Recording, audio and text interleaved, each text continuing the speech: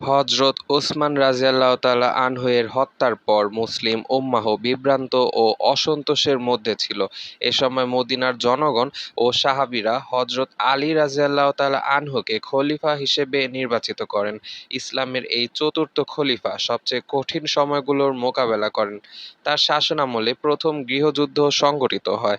তার খিলাফত গ্রহণকালে রাজনৈতিক উত্তেজনা ও বিভাজন দেখা দেয়।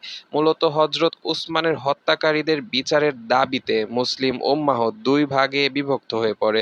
হযরত আলীর শাসনকালে প্রথম বড় যুদ্ধ ছিল উটের যুদ্ধ, যেখানে হযরত উসমানের হত্যাকারীদের বিচারের জন্য হযরত আয়েশা রাযিয়াল্লাহু তাআলা আনহা, সাহাবী তালহা ও জুবাইরের নেতৃত্বে একটি দল হযরত আলীর বিরুদ্ধে অবস্থান নেয়। তাদের একটাই দাবি, হত্যাকারীদের বিচার। তবে আলী প্রথমে খিলাফতে স্থিতিশীল করতে চেয়েছিল এবং পরে হত্যাকারীদের বিচারের মুখোমুখি করতে চেয়েছিল।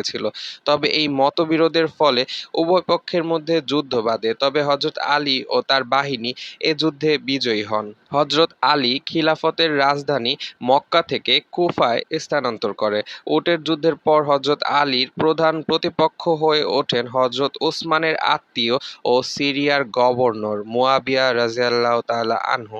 উসমান হত্যার বিচারে তিনি আলীর বিরুদ্ধে বিদ্রোহ ঘোষণা করেন। ৬৫৭ সালে সিফফিনের যুদ্ধ সংঘটিত হয়। কয়েকদিনের এই যুদ্ধ চললেও শেষ পর্যন্ত আলী ও মুয়াবিয়ার মধ্যে মীমাংসা হয়। তবে এই মীমাংসা পরবর্তীতে রাজনৈতিক বিভাজন আরও বাড়িয়ে দেয়। সিফফিনের যুদ্ধের সমাধান হওয়ার পর হযরত আলীর সামরিক বাহিনীর একটি অংশ, যাদের খারিজি বলা হয়, যারা আলীর বিরুদ্ধেই বিদ্রোহ করে।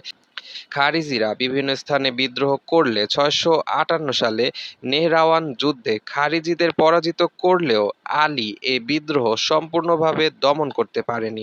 ৬৬১ সালে খারিজি বিদ্রোহী আবু মুসলিম ফজরের নামাজের সময় কুফার মসজিদে হযরত আলীকে আঘাত করে এবং কয়েকদিন পর তিনি ইন্তেকাল করেন।